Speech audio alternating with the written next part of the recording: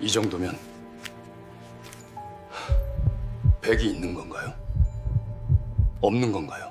67세 한도영이 낡은 라디오에서 흘러나오는 아침 체조 음악에 맞춰 몸을 움직이고 있다.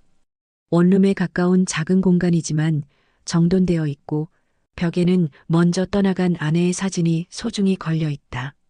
운동을 마친 그가 냉장고를 연다. 텅 비어 있는 냉장고 안에는 편의점 도시락 하나만 덩그러니 놓여 있다. 또 도시락이구나. 한도영이 한숨을 쉬며 중얼거린다. 혼자 먹을 반찬을 만들기도 귀찮고 매일 편의점 음식으로 때우는 게 일상이 되어버렸다. 하지만 오늘은 문득 며느리 지은이가 떠올랐다. 아들 민석이는 해외 파견으로 나가 있고 지은이는 홀로 5살 아이를 키우며 은행에서 일하고 있다. 최근 몇 달간 전화 통화를 할 때마다 목소리에서 깊은 피로감이 느껴졌다. 단순히 일이 많아서가 아닌 뭔가 더 근본적인 문제가 있는 것 같았다. 한도영이 핸드폰을 꺼내 지은이에게 전화를 건다. 지은아, 나야. 어제 잘 잤어? 네, 아버님. 안녕하세요. 지은이의 목소리가 들려온다. 평소보다 힘이 없고 지쳐 보인다. 목소리가 많이 지쳐 보이는데 혹시 직장에서 힘든 일이라도 있니? 전화 너머로 잠시 침묵이 흐른다. 아니에요, 그냥 업무가 좀 많아서요. 괜찮아요, 아버님. 하지만 한도영은 그 괜찮다는 말 속에 숨겨진 고통을 느꼈다. 며느리지만 이제는 진짜 딸 같은 존재인 지은이가 혼자 무언가를 견디고 있다는 직감이 들었다. 전화를 끊은 후 한도영은 결심했다. 오늘은 직접 만나서 이야기를 해봐야겠다고. 편의점 도시락 대신 정성스럽게 반찬을 만들어 가져다 주면서 말이다. 한도영은 마트로 향했다. 지은이가 좋아하는 나물들을 하나하나 골라 담았다. 시금치, 콩나물, 도라지. 하나라도 더 맛있게 만들어주고 싶은 마음이었다. 계산을 마치고 집으로 돌아와 부엌에 서니 오랜만에 하는 요리가 설레기도 했다. 나물을 다듬고 양념하고 정성스럽게 볶아내는 동안 한도영의 머릿속에는 지은이와의 추억들이 스쳐 지나갔다.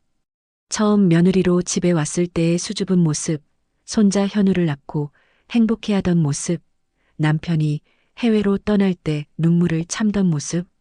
이제는 우리 가족 중에서 가장 힘든 사람이 지은이구나. 한도영이 혼잣말을 했다. 반찬을 다 만들고 나니 오후 2시쯤 되었다. 지은이가 일하는 은행에 가기에 적당한 시간이었다. 정성스럽게 반찬을 포장하고 간단히 몸단장을 한 한도영. 거울을 보니 평범한 할아버지가 서 있었다. 회색빛 머리카락, 약간 구부정한 어깨, 낡은 점퍼를 입은 그냥 동네 어디서나 볼 수 있는 평범한 노인이었다. 하지만 오늘만큼은 며느리를 위해서 뭔가 해보고 싶었다. 지하철을 타고 강남으로 향하면서 한도영은 지은이의 지친 목소리를 계속 떠올렸다. 무슨 일이 있어도 도와주고 싶다는 마음으로 가득했다. 한도영이 지은이가 일하는 은행 앞에 도착했을 때는 오후 3시 반쯤 되었다. 높은 유리창으로 된 현대적인 건물이 인상적이었다.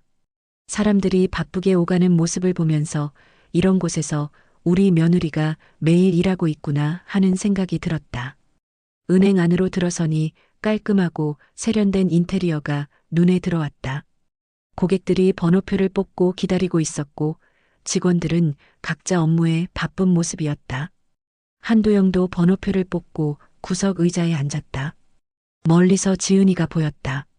고객을 응대하고 있는데 평소 집에서 보던 밝은 모습과는 사뭇 달랐다. 표정이 많이 지쳐 보이고 뭔가 긴장한 것 같기도 하고 위축된 것 같기도 했다. 한도영은 지은이에게 손을 흔들어 인사를 하려다가 멈췄다. 갑자기 한 남자가 지은이에게 다가가는 것이 보였기 때문이다. 정장을 입은 중년의 남성으로 표정이 심상치 않았다. 그 순간 은행 안의 분위기가 뭔가 달라지는 것 같았다.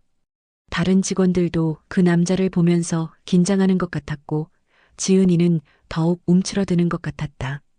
옆에 앉은 아주머니가 작은 소리로 말했다. 아, 또 시작이네. 강지점장님 또 화났나 봐. 강 지점장이요? 한도영이 조심스럽게 물었다. 응, 저기 정장 입은 분.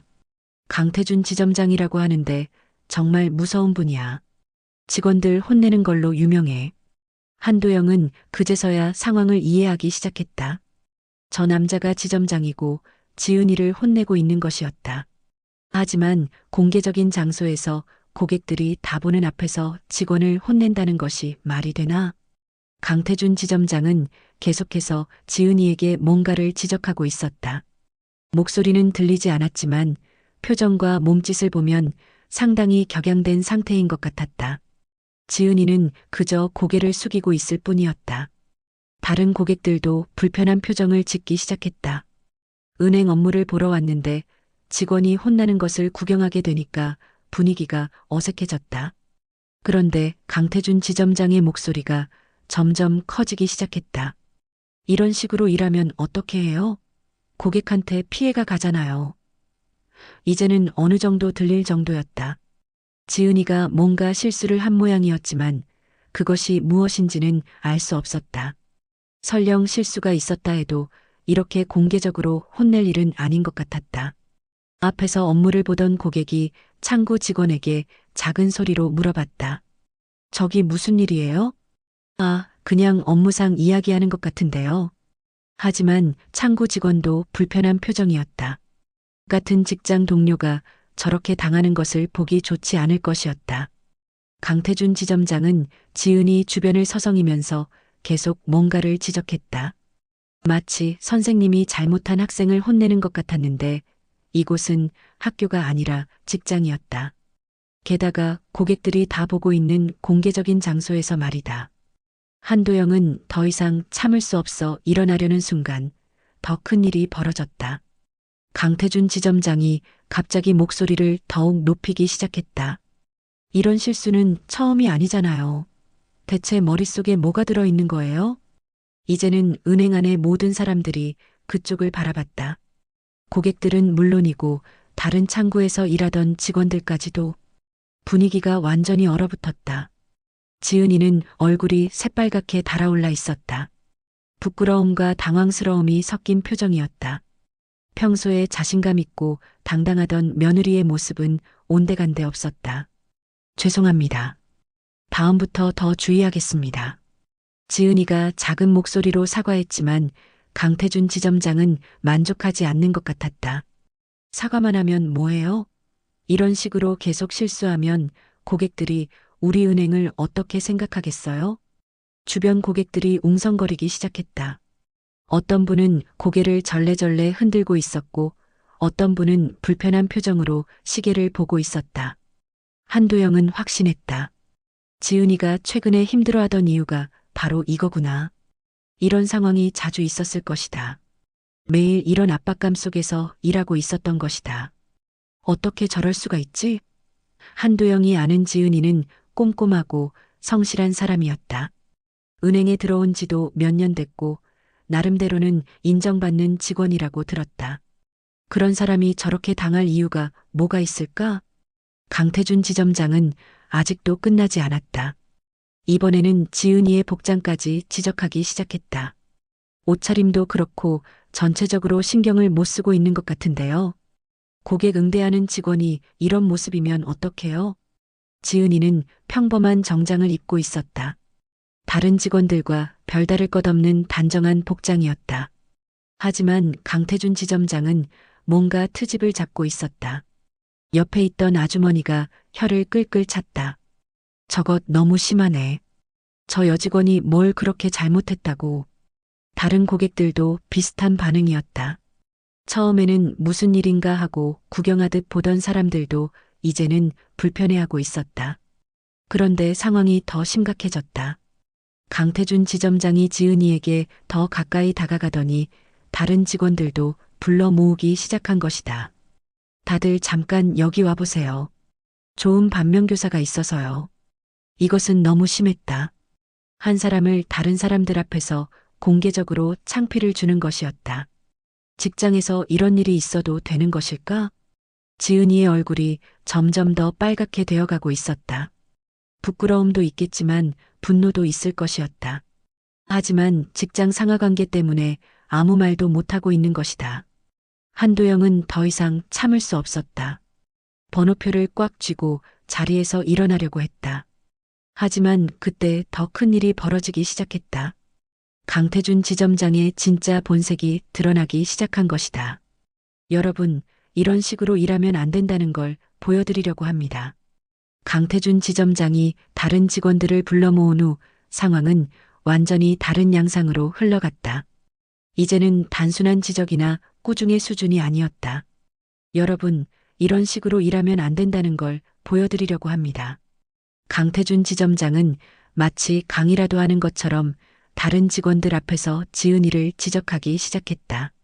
지은이는 그저 고개를 숙이고 서 있을 뿐이었다. 고객들도 이제는 완전히 불편해하고 있었다. 은행 업무를 보러 온 건데 이상한 구경거리를 보게 된 것이다. 몇몇 분들은 아예 자리를 떠나기도 했다. 이 직원이 오늘 어떤 실수를 했는지 아세요? 강태준 지점장이 다른 직원들에게 물어봤다. 직원들은 대답하기 곤란한 표정이었다. 이런 상황에서 뭐라고 대답해야 할지 모르겠다는 표정이었다. 고객 계좌 정보를 잘못 입력해서 10분이나 기다리게 했어요. 고작 10분이라고요? 고객 한 분의 소중한 시간 10분을 날려버린 거예요. 지은이가 한 실수가 그것이었다. 계좌 정보를 잘못 입력해서 고객을 기다리게 한 것. 물론 실수는 실수지만 이 정도로 호들갑을 떨 일인가 싶었다. 누구나 할 수 있는 실수였다. 하지만 강태준 지점장은 멈추지 않았다. 그런데 이 직원은 뭐라고 했는지 아세요? 죄송하다, 실수했다. 이거 하나로 끝내려고 했어요. 고객에 대한 진정한 미안함이 있었다면 이런 식으로 대응했을까요? 이제는 지은이의 사과 태도까지 문제 삼고 있었다. 아무리 봐도 트집 잡기로밖에 보이지 않았다. 그리고 보세요. 이 사람 복장을. 강태준 지점장이 지은이의 옷차림을 가리키며 말했다. 셔츠도 구겨져 있고 머리카락도 정리가 안 되어 있어요. 이런 모습으로 고객을 응대한다고요? 한도영은 지은이를 자세히 봤는데 전혀 이상한 점을 찾을 수 없었다. 다른 직원들과 똑같은 단정한 모습이었다. 아, 조금 지쳐 보이기는 했지만 그것도 이해할 만했다. 혼자 아이 키우면서 직장 생활하는 게 얼마나 힘든데? 그런데 강태준 지점장의 다음 말은 완전히 선을 넘었다. 그리고 이런 모습을 보면 집안 형편도 뻔하죠. 남편은 해외에 나가 있다면서요? 그러니까 집안에 제대로 된 어른이 없어서 이런 식으로 행동하는 거 아니에요? 순간 은행 안이 조용해졌다. 강태준 지점장이 한 말이 너무 충격적이었다. 직원의 집안 형편을 들먹인다고?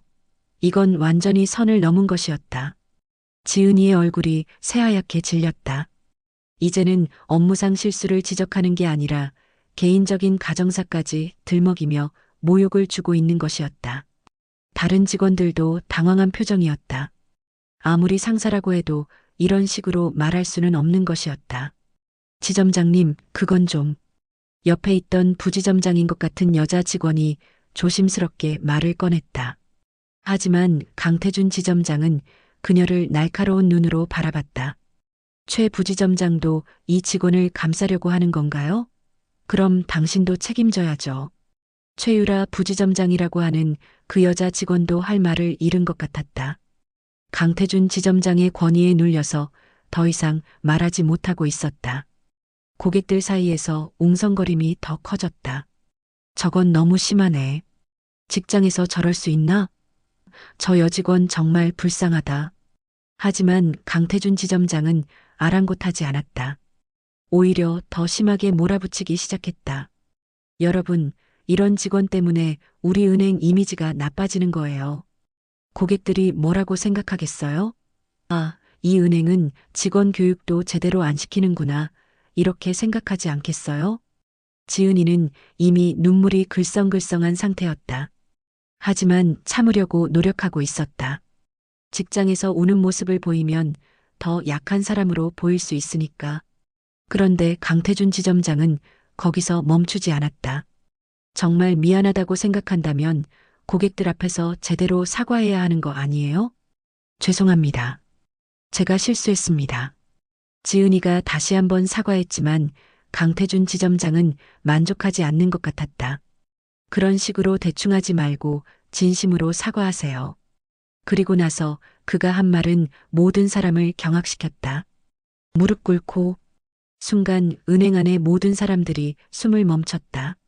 무릎을 꿇고 사과하라고? 이건 정말 말이 안 되는 요구였다. 지점장님, 그건 너무. 최유라 부지점장이 다시 말을 꺼냈지만 강태준 지점장은 단호했다. 아니에요. 진정한 사과는 이런 거예요. 고객들에게 피해를 끼쳤으면 그에 상응하는 사과를 해야 하죠. 지은이는 어떻게 해야 할지 몰라 하고 있었다. 무릎을 꿇는다는 것은 너무 굴욕적인 일이었다. 하지만 거부하면 더 큰 문제가 생길 것 같았다.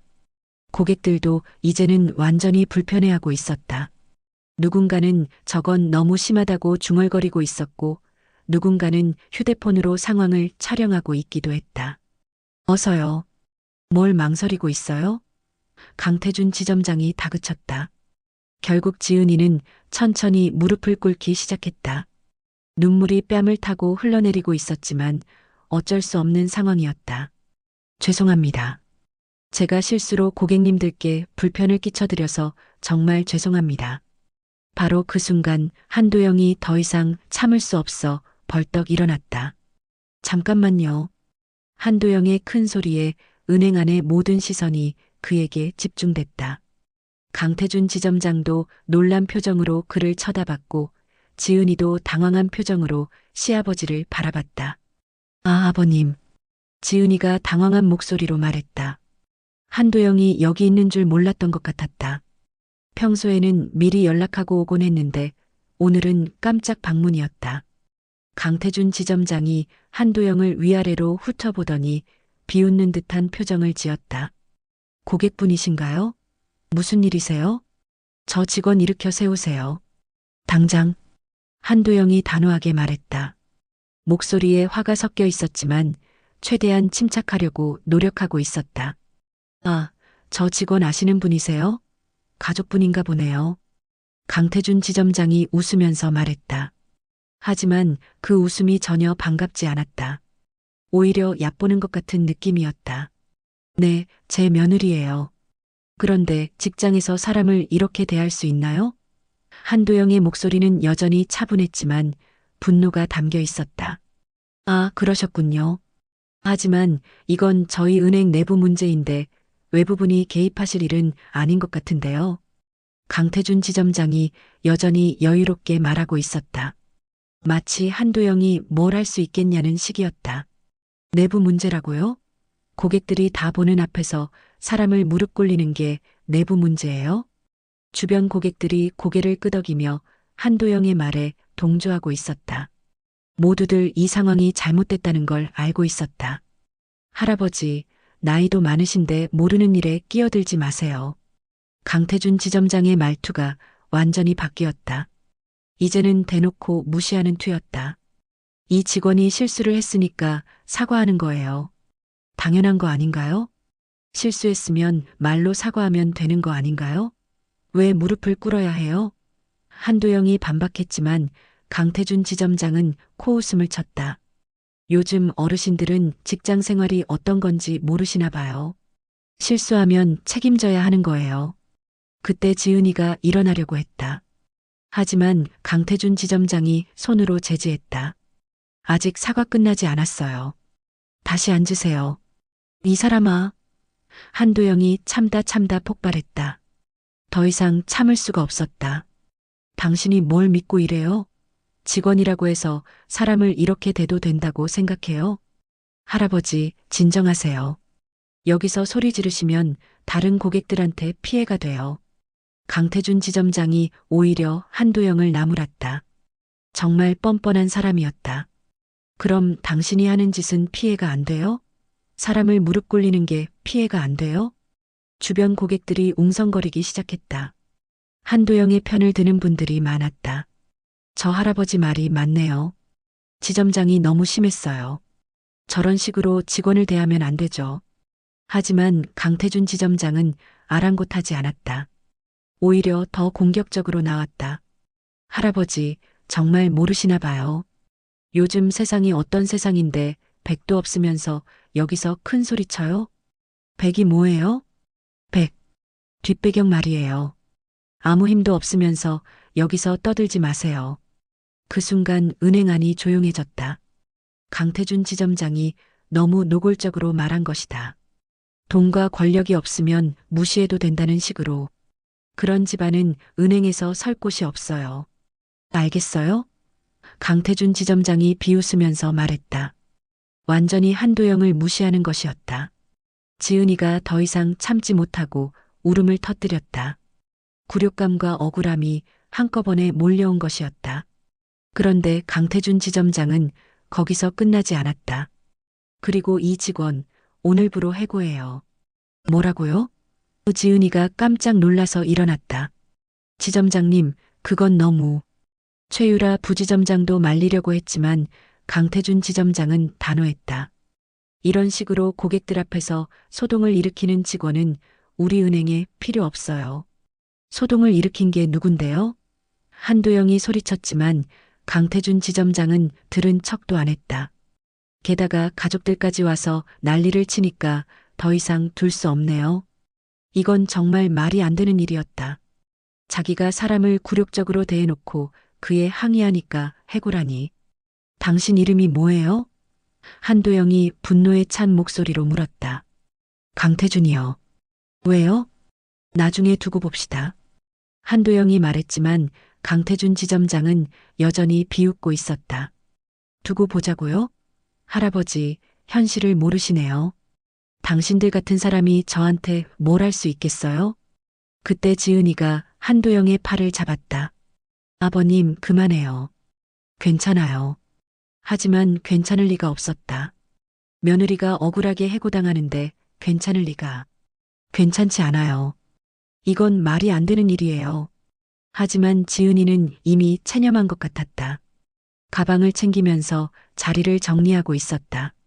됐어요, 아버님. 집에 가요. 안 돼요.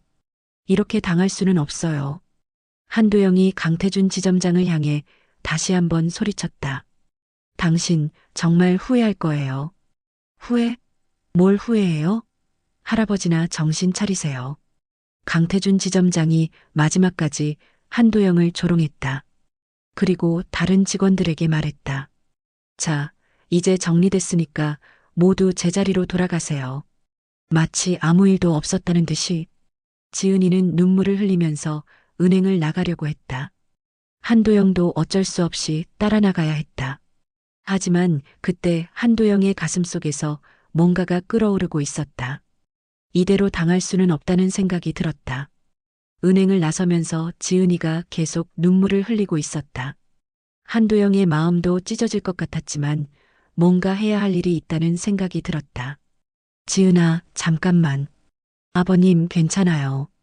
다른 직장 구하면 돼요. 하지만 이건 괜찮은 일이 아니었다. 저 사람은 분명히 다른 직원들에게도 똑같은 짓을 하고 있을 것이다. 누군가는 막아야 했다. 아버님. 지은이가 의아한 표정으로 한도영을 바라봤다. 한도영이 갑자기 발걸음을 멈췄기 때문이다.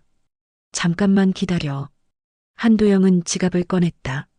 그 안에는 오래된 은행 카드 한 장이 들어 있었다.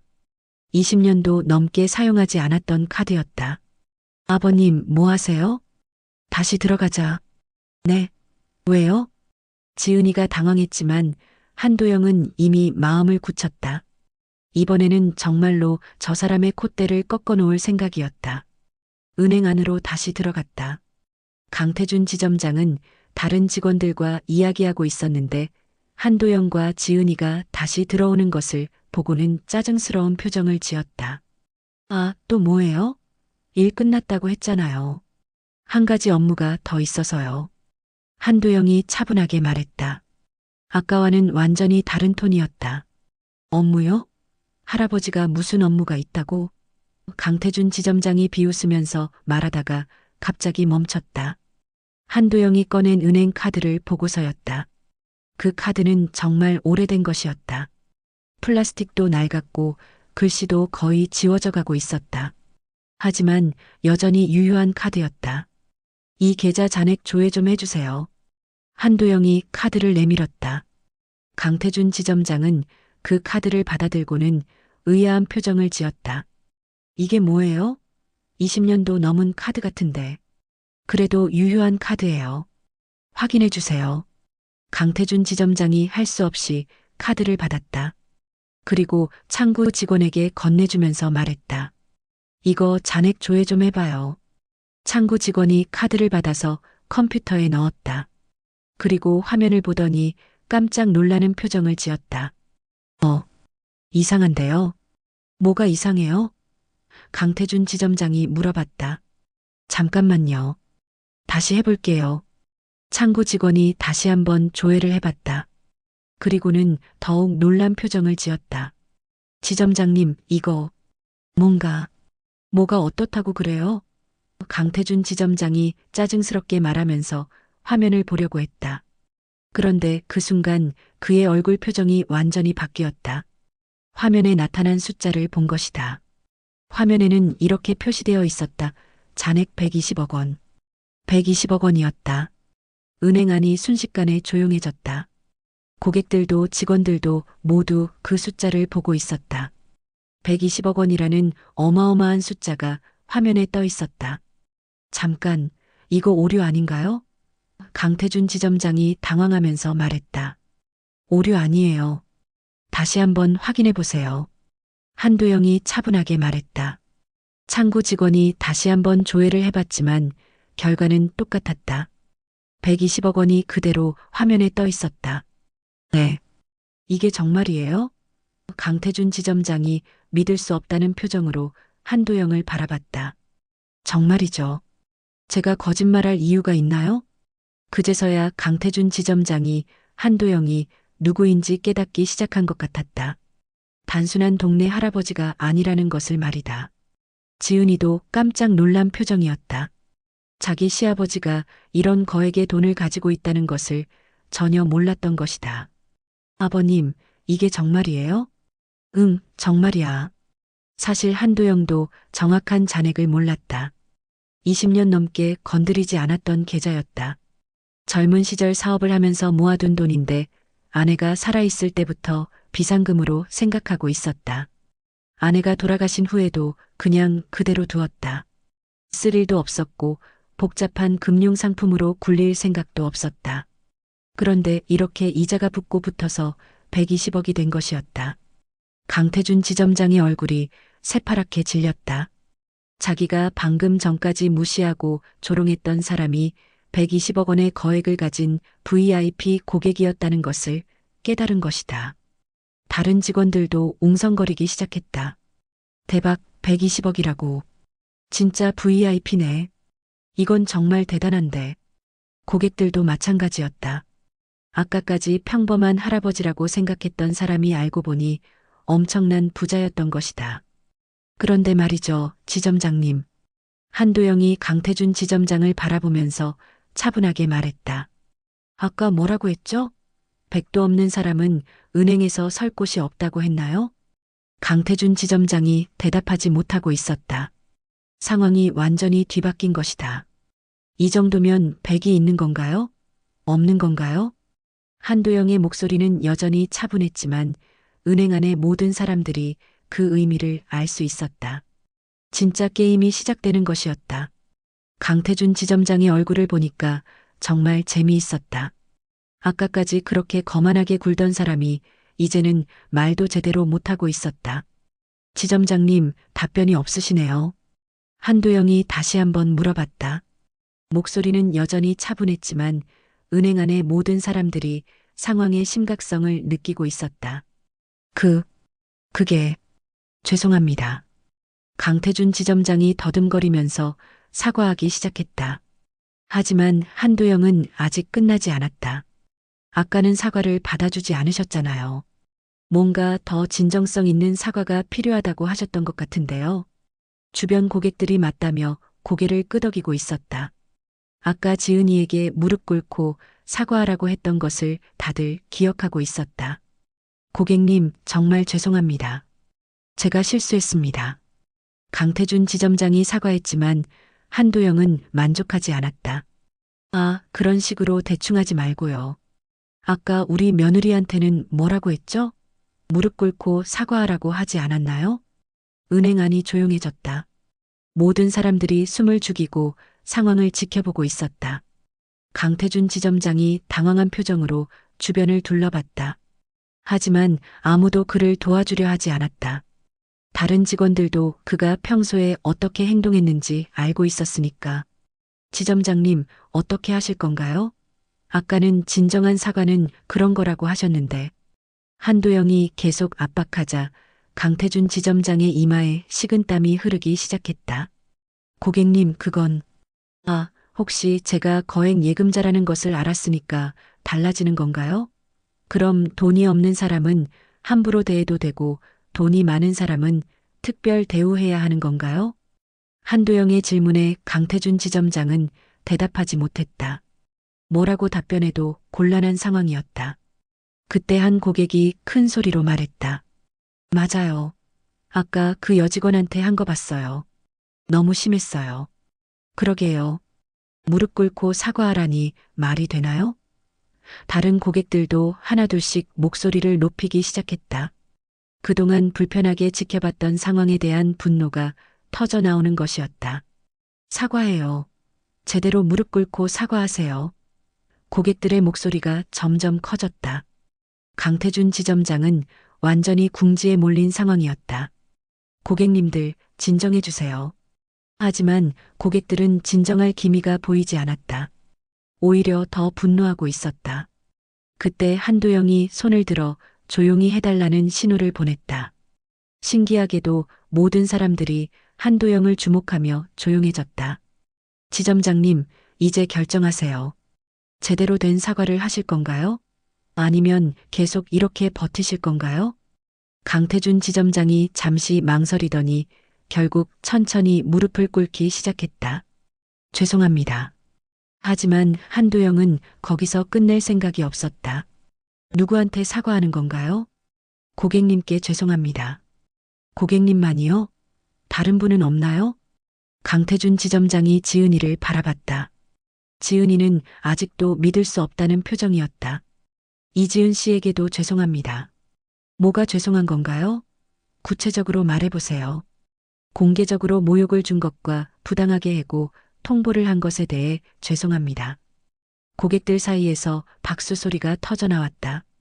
정의가 실현되는 순간이었다. 하지만 한도영은 아직 끝나지 않았다. 진짜 중요한 것은 이제부터였다. 지점장님, 사과는 잘 들었고요. 그런데 말이죠. 한도영이 일시정지를 하듯 말을 멈췄다. 은행 안의 모든 사람들이 그의 다음 말을 기다리고 있었다. 저는 이 은행과의 모든 거래를 끊을 생각입니다. 순간 은행 안이 다시 조용해졌다. 120억 원의 거액을 다른 은행으로 옮기겠다는 말이었다. 강태준 지점장의 얼굴이 더욱 창백해졌다. 이런 거액의 고객을 잃는다는 것은 그에게는 치명적인 일이었다. 고객님, 그건 왜요? 못하나요? 제 돈인데 제가 어디에 맡기든 제 자유 아닌가요? 아니에요. 그런 게 아니라. 그럼 뭐가 문제예요? 아까는 백 없는 사람은 은행에서 설 곳이 없다고 하셨잖아요. 그럼 백 있는 사람은 자유롭게 선택할 수 있는 거 아닌가요? 강태준 지점장은 더 이상 할 말이 없었다. 자신이 한 말에 자신이 걸린 셈이었다. 그때 최유라 부지점장이 다급하게 나섰다. 고객님, 저희가 잘못했습니다. 용서해 주세요. 부지점장님은 별로 잘못한 게 없는 것 같은데요. 아까 말리려고 하시던데. 하지만 제가 더 적극적으로 막지 못했습니다. 그것도 잘못입니다. 최유라 부지점장도 무릎을 꿇었다. 상황의 심각성을 정확히 파악하고 있었던 것이다. 다른 직원들도 하나둘씩 고개를 숙이기 시작했다. 모두들 평소에 강태준 지점장의 권위에 눌려서 아무 말도 하지 못했던 것에 대한 죄책감이 있었을 것이다. 자, 이제 어떻게 할까요? 한도영이 다시 말했다. 제가 이 돈을 다른 은행으로 옮기면 이 지점에서는 상당한 손실이 있을 텐데요. 그래도 괜찮나요? 강태준 지점장이 이제는 완전히 절망적인 표정이었다. 120억 원의 예금을 잃는다는 것은 그의 경력에 치명적인 타격이 될 테니까. 고객님, 제발 한 번만 용서해 주세요. 용서요? 아까는 용서 같은 거 없다고 하시지 않았나요? 실수하면 책임져야 한다고요. 고객들이 다시 박수를 쳤다. 한도영의 말 한마디 한마디가 통쾌했던 모양이다. 그때 한 고객이 큰 소리로 외쳤다. 잘했어요. 저런 사람은 혼나야 해요. 맞아요. 우리도 다른 은행으로 갈아타요. 다른 고객들도 동조하기 시작했다. 강태준 지점장의 행동에 불쾌감을 느꼈던 사람들이 한둘이 아니었던 것이다. 우리도 계좌 해지할게요. 이런 은행 못 믿겠어요. 상황이 점점 심각해지고 있었다. 한도영 혼자만의 문제가 아니라 다른 고객들까지 등을 돌리려고 하는 상황이었다. 강태준 지점장은 이제 완전히 패닉 상태였다. 고객님들 제발 저 하나 때문에. 하지만 고객들의 분노는 쉽게 가라앉지 않았다. 그때 한도영이 다시 손을 들어 조용히 해달라고 신호를 보냈다. 자, 모든 분들 진정하세요. 제가 한 가지 제안이 있어요. 모든 사람들이 한도영을 주목했다. 지점장님, 우리 며느리 복직시키세요. 그리고 공개적으로 사과문을 게시하세요. 그럼 생각해 볼게요. 정말이세요? 네. 하지만 조건이 있어요. 무슨 조건이든지. 앞으로 직원들을 이런 식으로 대하면 안 돼요. 그리고 모든 직원들 앞에서 공개 사과하세요. 강태준 지점장이 고개를 끄덕였다. 알겠습니다. 그렇게 하겠습니다. 그 순간 은행 안에 박수 소리가 터져나왔다. 정의가 승리한 순간이었다. 그로부터 사흘 후 은행에서 전화가 왔다. 본점에서 직접 찾아뵙겠다는 내용이었다. 아버님, 괜찮으실까요? 지은이가 걱정스러운 표정으로 물어봤다. 그 사이에 상황이 어떻게 돌아가고 있는지 궁금해하고 있었다. 괜찮을 거야. 우리가 잘못한 게 없으니까. 사실 한도영도 본점에서 어떤 반응을 보일지 궁금했다. 하지만 두렵지는 않았다. 진실은 하나니까. 약속 시간에 맞춰 본점에서 김성호 전무라는 분이 찾아왔다. 정중한 인상의 50대 중반 남성이었는데 표정이 상당히 심각해 보였다. 안녕하세요, 한도영 고객님. 저는 본점 김성호 전무입니다. 안녕하세요. 먼저 이번 일로 인해 고객님과 고객님 가족분께 큰 불편을 끼쳐드린 점 진심으로 사과드립니다. 김 전무님이 정중하게 인사를 하면서 사과했다. 강태준 지점장과는 완전히 다른 태도였다. 이미 해당 지점장과 관련 직원들에 대한 조사를 완료했습니다. 그리고 엄중한 조치를 취했음을 알려드립니다. 어떤 조치를 취하셨나요? 한도영이 궁금해서 물어봤다. 강태준 지점장은 즉시 해임 조치했습니다. 그리고 최유라 부지점장은 정직 3개월 처분을 받았습니다.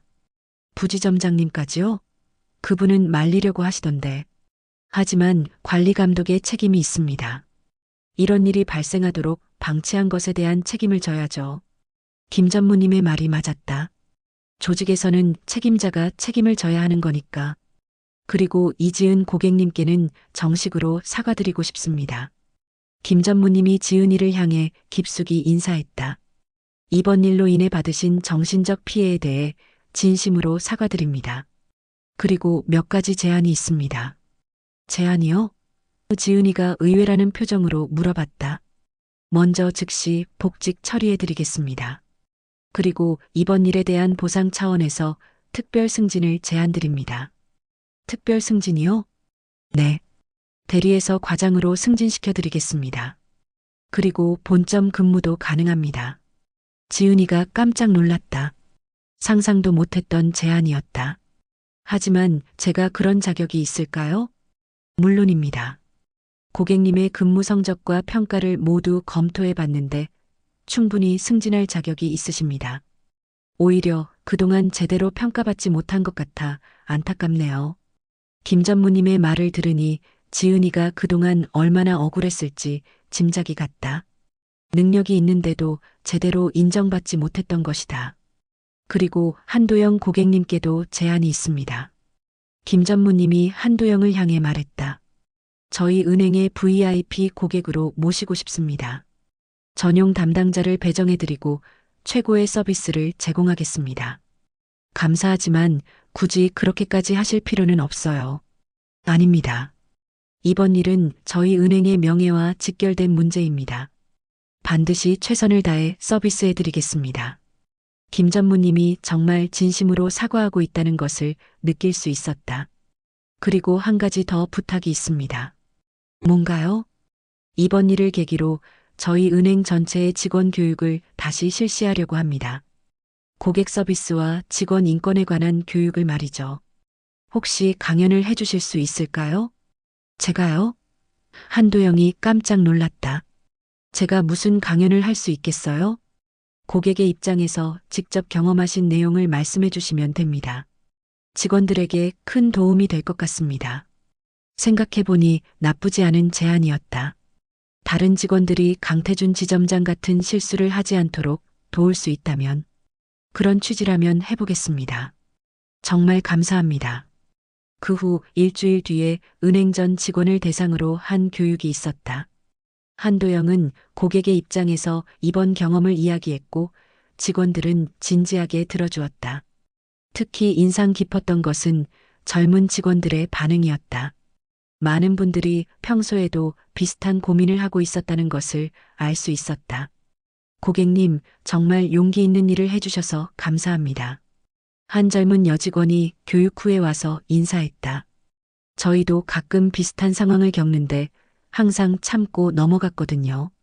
앞으로는 더 용기를 내보겠습니다. 이런 반응들을 보니까 이번 일이 헛되지 않았다는 생각이 들었다. 지은이는 본점으로 발령받아서 새로운 출발을 했다. 과장으로 승진한 후에는 더욱 당당하고 자신감 있는 모습이 되었다. 아버님, 정말 고맙습니다. 아버님이 아니었다면, 지은이가 진심으로 말했다. 뭘 당연한 일 했을 뿐이야. 하지만 속으로는 뿌듯했다. 우리 가족을 지킬 수 있어서 말이다. 강태준 전 지점장은 결국 금융업계에서 퇴출당했다고 들었다. 이런 일이 알려지면서 다른 은행에서도 채용하지 않는다고 하더라. 자업자득이었다. 사람을 함부로 대하면 언젠가는 그 대가를 치르게 되어 있다. 최유라 전 부지점장은 정직 기간이 끝난 후 다른 지점으로 발령받았다. 그리고 한도영에게 정중한 사과 편지를 보내왔다. 진심이 담긴 편지였다. 몇 달 후에 우연히 그분을 만났는데 많이 달라져 있더라. 더 인간적이고 따뜻한 모습이었다. 이번 일로 많은 것을 배웠습니다. 앞으로는 직원들을 더 잘 챙기겠습니다. 사람은 변할 수 있다는 것을 보여준 사례였다. 그리고 그 지점은 새로운 지점장이 부임한 후 분위기가 완전히 바뀌었다고 해요. 직원들이 더 밝아지고 고객 서비스도 좋아졌다고 하더라.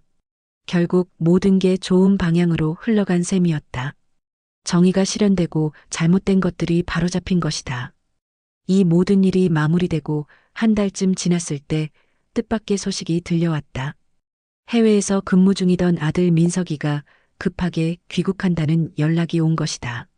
아버지, 제가 모든 걸 들었어요. 민석이가 공항에서 바로 집으로 와서 한도영 앞에 무릎을 꿇고 앉았다. 뭘 들었다는 거야? 지은이한테 다 들었어요. 아버지가 어떻게 우리 가족을 지켜주셨는지. 민석이의 눈에 눈물이 글썽글썽했다. 해외에 나가 있는 동안 가족들이 겪은 일을 몰랐다는 죄책감이 있었나 보다. 지은이가 왜 최근에 힘들어했는지 이제 알겠어요. 제가 옆에 있어줬어야 하는데. 민석아, 그건 어쩔 수 없는 일이었어. 내가 일 때문에 나간 건데. 하지만 민석이는 정말 자책하고 있었다. 평소에 가족을 많이 생각하는 아이였다. 아버지, 그동안 제가 너무 철없었어요. 아버지께서 이런 분인 줄도 모르고. 내가 어떤 분인데? 120억을 가지고 계시면서도 평소에 검소하게 사시고 가족들한테는 한 번도 자랑하지 않으셨잖아요. 그리고 정말 필요한 순간에 우리를 지켜주셨고, 사실 한도영은 그냥 당연한 일을 했을 뿐이라고 생각했다. 가족이 힘들어하는데 도와주는 게 당연하잖아. 그리고 그 돈이 어떻게 모인 건지도 이제야 알았어요. 민석이가 계속 말했다. 어머니 병원비 때문에 써야 했는데 끝까지 안 쓰시고 그냥 두셨던 거죠? 맞았다. 아내가 아프실 때 그 돈을 쓸 수도 있었지만 아내가 원하지 않았다. 나중에 아이들 필요할 때 쓰라고 하셨다. 어머니께서 뭐라고 하셨는지 기억나요? 이 돈은 정말 급한 일이 있을 때만 써라. 그냥 평범하게 살아라고 하셨잖아요. 그때가 바로 그 정말 급한 일이었던 거예요. 우리 가족의 명예와 존엄이 위협받는 상황이었으니까요. 아버지, 저도 이제 철이 들었어요.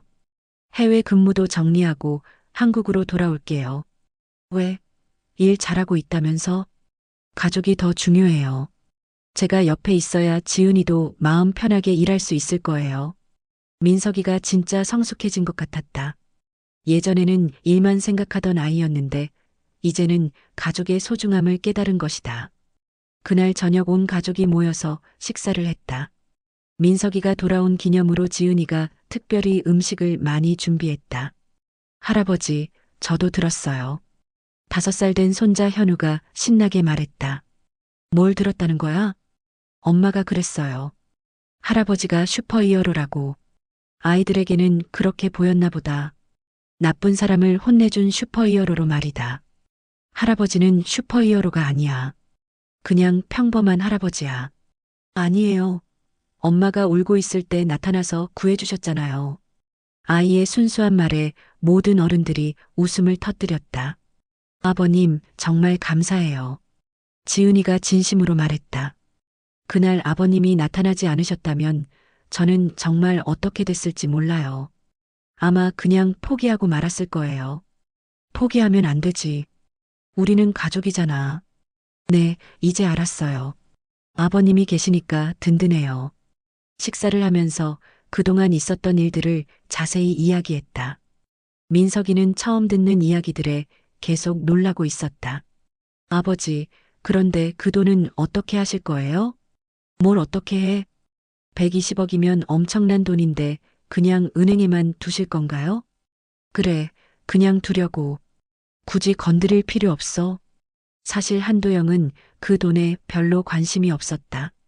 이미 필요할 때 써봤으니까 됐다. 그래도 뭔가 의미 있는 일에 써보시는 건 어때요? 의미 있는 일? 예를 들어 직장에서 괴롭힘 당하는 사람들을 도와주는 단체에 후원한다든지. 민석이의 제안이 나쁘지 않았다. 그것도 좋겠네. 생각해 볼게. 그리고 아버님, 지은이가 조심스럽게 말했다. 제가 본점에서 일하게 되면서 알게 된 건데 다른 지점에도 비슷한 문제들이 있는 것 같아요. 그래. 네. 몇몇 지점장들이 아직도 예전 방식으로 일하고 있어요. 직원들이 힘들어하는데도 모르는 척하고. 그럼 그것부터 바꿔보자. 정말이에요? 지은이가 놀란 표정으로 물어봤다. 응. 이미 한 지점을 바꿨는데 다른 곳도 바꿀 수 있지 않을까? 너는 내부 사정을 잘 아니까 도움이 될 거야. 좋은 생각이에요, 아버지. 민석이도 동조했다. 저도 돕겠어요. 회사에서 HR 업무도 해봤으니까 노하우가 있어요. 이렇게 해서 우리 가족은 새로운 프로젝트를 시작하게 되었다. 직장 내 괴롭힘을 없애고 건전한 직장 문화를 만드는 일이었다. 몇 달 후 우리는 작은 재단을 설립했다. 건강한 직장 만들기 재단이라는 이름으로 그 120억의 일부를 출연해서 만든 것이었다. 지은이는 재단에서 상담 업무를 맡았고 민석이는 기업 교육 프로그램을 개발했다. 한도영은 명예이사장이라는 이름으로 가끔 강연을 다녔다. 할아버지, 텔레비전에 나왔어요. 어느 날 현우가 신나서 달려와서 말했다. 우리 재단 활동이 뉴스에 소개된 것이었다. 할아버지가 진짜 유명해졌어요. 하지만 한도영은 유명해지려고 한 일이 아니었다. 그냥 필요한 일을 한 것뿐이었다.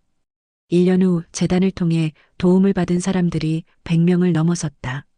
직장에서 부당한 대우를 받았던 분들이 용기를 내서 문제를 해결할 수 있도록 도운 것이었다. 아버님 덕분에 정말 많은 분들이 도움을 받고 있어요. 지은이가 보고서를 보여주며 말했다.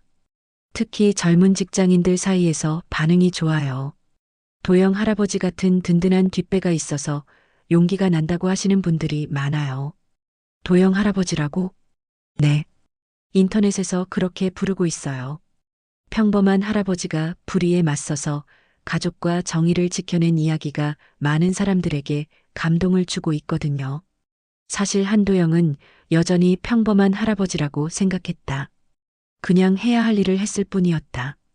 그런데 어느 날 정말 뜻밖의 소식을 들었다. 강태준 전 지점장이 한도영을 찾아왔다는 연락이었다. 정말 만나시겠어요? 지은이가 걱정스럽게 물어봤다. 만나보자. 뭔 할 말이 있나 보지? 약속 장소에서 만난 강태준은 많이 달라져 있었다. 예전의 거만한 모습은 온데간데 없고 많이 초라해 보였다. 고객님, 아니, 한 어르신. 강태준이 깍듯하게 인사했다. 저 이렇게 찾아온 이유는 사과드리려고요. 이미 그때 사과받았는데? 아니에요. 그때는 진심이 아니었어요. 그냥 상황이 급해서 어쩔 수 없이 한 사과였어요. 적어도 솔직하게 말하고 있었다. 지금은 정말로 잘못했다는 걸 깨달았어요. 그동안 얼마나 많은 사람들을 상처 주고 살았는지. 그래서 용서해달라는 말씀을 드리려는 건 아니에요. 제가 한 일은 용서받을 수 없는 일이니까요. 그럼 뭘 원하는 거야? 기회를 달라는 말씀을 드리고 싶어요. 다시 시작할 기회를. 강태준이 진심으로 반성하고 있다는 것을 느낄 수 있었다. 어르신께서 하시는 재단 일에 도움이 되고 싶어요. 봉사라도 하면서 제가 저질렀던 잘못을 조금이라도 갚고 싶어요. 정말이야? 네, 정말입니다.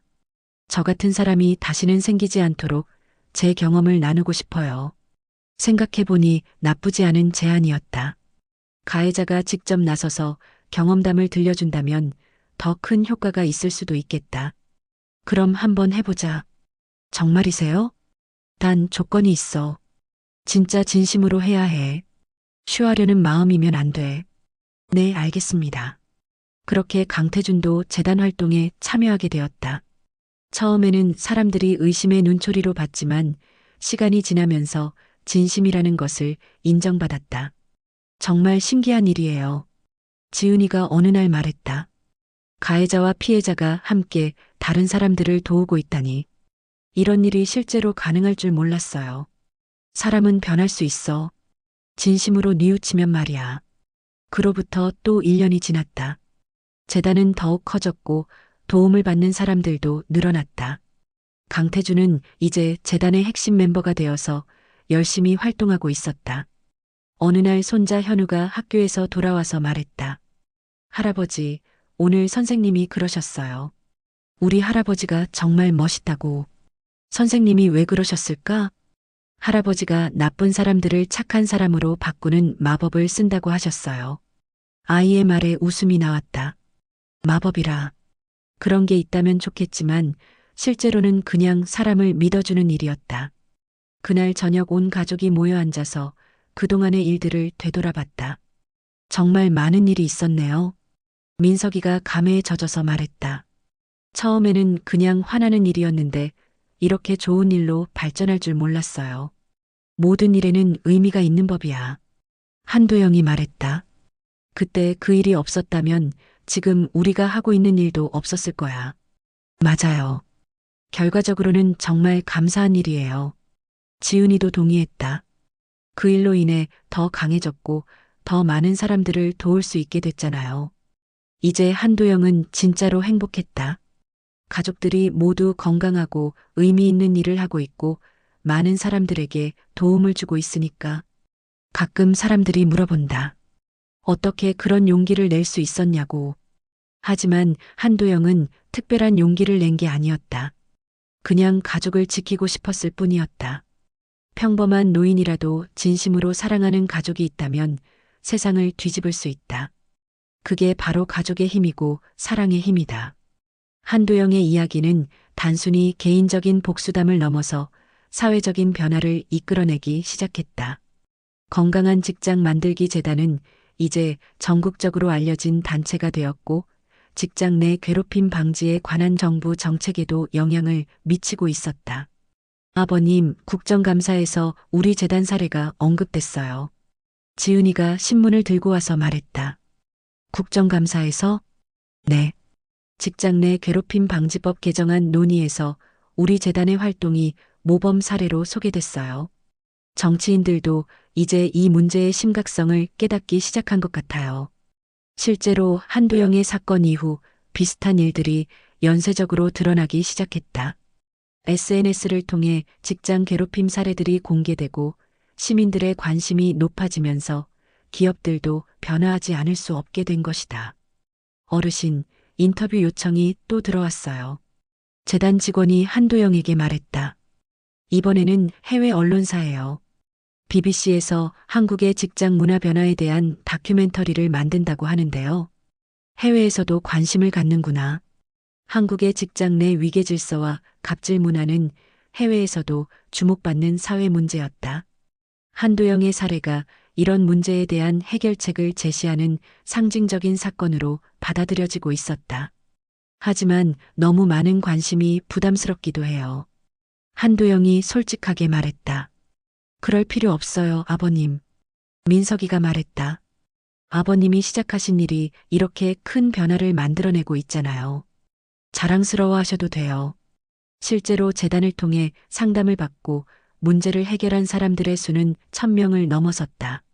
그리고 이들 중 상당수가 다시 다른 사람들을 돕는 활동에 참여하면서 선순환 구조가 만들어지고 있었다. 가장 기억에 남는 사례가 뭐예요? 어느 날 기자가 한도영에게 물어봤다. 얼마 전에 한 젊은 직장인이 찾아왔어요. 상사의 괴롭힘 때문에 우울증까지 생겨서 자살을 생각하고 있었다고 하더라고요. 그런데 우리 재단을 통해 도움을 받고 나서 완전히 달라졌어요. 지금은 같은 처지에 있는 다른 사람들을 돕는 일에 앞장서고 있어요. 그런 분들을 보면 어떤 기분이세요? 뿌듯하죠. 하지만 동시에 안타깝기도 해요. 애초에 이런 일이 생기지 않았으면 좋았을 텐데 하는 생각이 들거든요. 어르신, 이번 주 교육 프로그램 준비 다 됐습니다. 강태준이 서류를 정리하며 한도영에게 말했다. 3년이 지난 지금 강태준의 모습은 완전히 달라져 있었다. 예전에 오만하고 거만한 모습은 찾아볼 수 없었다. 대신 겸손하고 진정성 있는 사람이 되어 있었다. 이번에는 어떤 기업이지? 대기업 계열사인데요. 최근에 직장 내 괴롭힘 사건이 터져서 요청이 들어왔어요. 임원진도 참석한다고 하니까 신중하게 준비해야 할 것 같습니다. 그래, 고생이 많아. 강 씨가 직접 경험담을 이야기해주면 더 효과적일 거야. 강태준이 잠시 망설이다가 말했다. 어르신, 사실 제가 이런 말씀을 드려도 될지 모르겠지만. 무슨 말인데? 가끔 제 과거를 떠올리면 정말 부끄럽고 죄송해요. 제가 그때 어르신과 지은 씨에게 했던 일들을 어떻게 그런 짓을 할 수 있었는지 지금도 이해가 안 돼요. 한도영은 강태준의 진심 어린 모습을 보며 마음이 따뜻해졌다. 사람은 정말 변할 수 있다는 것을 보여주는 산 증거였다. 과거는 바꿀 수 없어. 하지만 앞으로는 바꿀 수 있지. 그리고 자네가 지금 하고 있는 일이 바로 그런 거야. 감사합니다. 어르신이 저에게 기회를 주시지 않았다면 자네가 스스로 선택한 거야. 나는 그저 문을 열어놨을 뿐이고. 그때 지은이가 들어왔다. 아버님, 강 과장님, 오늘 상담 일정 확인차 왔어요. 지은이와 강태준이 함께 일하는 모습은 정말 신기했다. 3년 전만 해도 상상할 수 없는 일이었다. 지은 과장님, 그때 정말 죄송했습니다. 강태준이 다시 한번 고개를 숙였다. 이제 그만해요. 벌써 몇 번째예요? 지은이가 웃으며 말했다. 과거보다는 현재와 미래가 더 중요하잖아요. 네, 맞습니다. 이런 모습을 보면서 한도영은 자신이 올바른 선택을 했다는 확신이 들었다. 복수보다는 용서가, 처벌보다는 회복이 더 큰 변화를 만들어낼 수 있다는 것을. 이제 우리 재단이 해외에도 지부를 설립할 때가 된 것 같습니다. 민석이가 회의에서 제안했다. 해외요? 한도영이 놀란 표정으로 물어봤다. 네. 동남아시아 몇 개 국가에서 벤치마킹 요청이 들어오고 있어요. 특히 베트남과 태국에서 관심이 많고요. 지은이가 자료를 펼쳐 보였다. 일본에서도 연락이 왔어요. 한국과 비슷한 직장 문화 문제를 겪고 있다면서 우리 프로그램을 도입하고 싶다고 하더라고요. 그렇게 되면 정말 대단한 일이네. 한도영이 감탄했다. 하지만 규모가 커지면 관리도 어려워질 텐데. 그건 걱정하지 마세요, 아버님. 민석이가 말했다. 이미 각 지역별로 자립할 수 있는 시스템을 구축해뒀어요. 우리는 초기 설립만 도와주고 나중에는 현지에서 자체적으로 운영하게 하는 거죠. 실제로 재단은 이제 전국 15개 도시에 지부를 두고 있었고 각 지부는 독립적으로 운영되면서도 서로 정보를 공유하고 협력하는 네트워크를 형성하고 있었다. 그런데 정말 신기한 게 뭔지 아세요? 강태준이 말했다. 처음에는 피해자들만 도움을 요청해 왔는데 이제는 가해자들도 찾아와요. 자신의 행동을 반성하고 변화하고 싶다고. 정말이에요? 네. 지난달에만 3명이 왔어요. 모두 상사나 선배로서 부하 직원들을 괴롭혔다는 죄책감에 시달리고 있었어요. 제 경험담을 듣고 나서 진짜 변화하고 싶어 하더라고요. 이런 변화는 정말 예상하지 못했던 일이었다. 처음에는 단순히 피해자들을 돕는 것이 목표였는데 이제는 가해자들까지도 변화시키는 플랫폼이 된 것이다. 이제 정말 선순환 구조가 만들어진 것 같아요. 지은이가 말했다. 피해자는 치유되고 가해자는 변화하고 그들이 다시 다른 사람들을 돕는. 맞아요. 이게 진짜 사회 변화죠. 민석이가 동의했다. 이제 72세가 된 한도영은 여전히 매일 아침 라디오 체조를 하고 있었다. 달라진 것이 있다면 이제는 혼자가 아니라는 것이다. 손자 현우가 초등학교 3학년이 되어 할아버지와 함께 운동하는 것이 일상이 되었다. 할아버지, 오늘도 재단에 가세요? 응, 잠깐 들렀다 올게. 할아버지는 정말 대단해요. 선생님이 그랬는데 할아버지 같은 분 때문에 세상이 더 좋아진다고요. 아이의 순수한 말에 한도영은 웃음이 났다. 하지만 동시에 부담스럽기도 했다. 현우야, 할아버지는 그냥 평범한 사람이야. 특별한 게 아니라 그냥 해야 할 일을 했을 뿐이고. 그래도 멋있어요. 재단에 도착하니 오늘도 많은 사람들이 기다리고 있었다. 상담을 받으러 온 사람, 봉사를 하러 온 사람, 교육을 받으러 온 사람들. 어르신, 오늘 KBS에서 다큐멘터리 촬영하러 온다고 했어요. 직원이 알려줬다. 또 촬영이야? 네. 이번에는 평범한 사람들이 만드는 특별한 변화라는 주제래요. 한도영은 여전히 이런 관심이 어색했다. 자신은 정말 평범한 사람이라고 생각했는데 사람들은 특별하다고 했다. 어르신이 평범하다고 하시는데 평범한 사람이 120억을 가지고 있을까요? 기자가 웃으며 물어봤다. 돈이 사람을 특별하게 만드는 건 아니죠. 그 돈을 어떻게 쓰느냐가 중요한 거고. 그럼 무엇이 어르신을 특별하게 만들었다고 생각하세요? 한도영은 잠시 생각했다. 글쎄요. 저는 특별하다고 생각하지 않아요. 다만 가족을 사랑하는 마음이 조금 강했을 뿐이에요. 그리고 그것이 다른 사람들에게도 도움이 될 수 있다는 걸 깨달았고요. 마지막으로 비슷한 상황에 처한 분들에게 한 말씀 해주신다면? 평범한 사람도 할 수 있어요. 가족을, 주변 사람을 진심으로 사랑한다면 그 사랑이 여러분을 강하게 만들어줄 거예요. 돈이나 권력이 없어도 정의는 실현할 수 있습니다. 한도영이 77세가 되던 해 건강한 직장 만들기 재단은 아시아 10개국에 지부를 두는 국제기구로 성장했다. 매년 1만 명 이상이 재단의 도움을 받고 있었고 수많은 기업들이 재단의 교육 프로그램을 도입했다. 아버님, 이제 정말 쉬셔도 될 것 같아요. 지은이가 말했다. 이제 그녀는 재단의 대표이사가 되어 있었다. 민석이도 부대표로 일하고 있고 강 이사도 교육 부문을 맡아서 잘하고 있어요. 시스템도 안정됐고. 하지만 한도영은 여전히 매주 재단에 나와서 상담을 하고 있었다.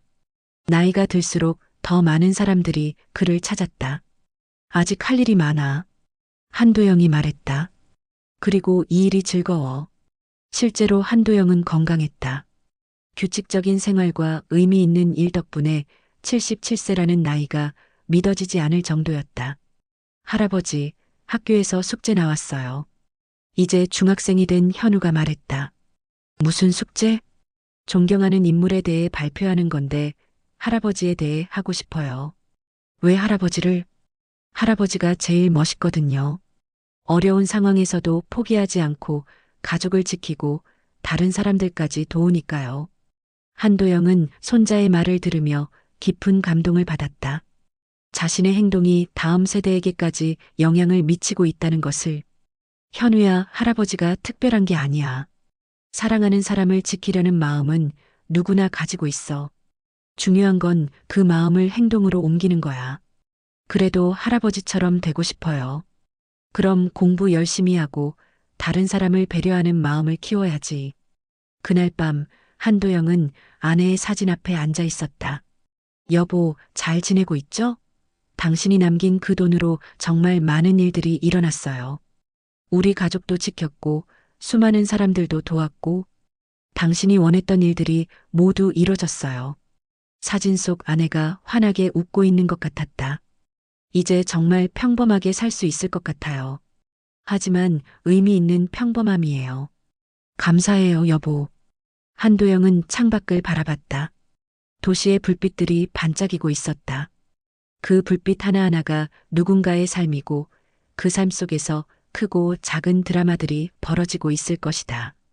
언젠가는 또 다른 한도영이 나타나서 불의에 맞서고 가족을 지키고 세상을 조금 더 좋은 곳으로 만들어갈 것이다. 그것이 바로 평범한 사람들이 만들어가는 특별한 세상이었다. 평범한 사람도 세상을 바꿀 수 있습니다. 가족을 사랑하는 마음, 정의를 향한 용기, 그리고 끝까지 포기하지 않는 의지만 있다면 한도영 할아버지의 이야기는 끝났지만 여러분의 이야기는 이제 시작입니다. 오늘 준비한 영상은 여기까지입니다. 이야기가 마음에 드셨다면 좋아요와 구독 부탁드립니다. 더 감동과 재미있는 사연으로 찾아뵙겠습니다. 감사합니다.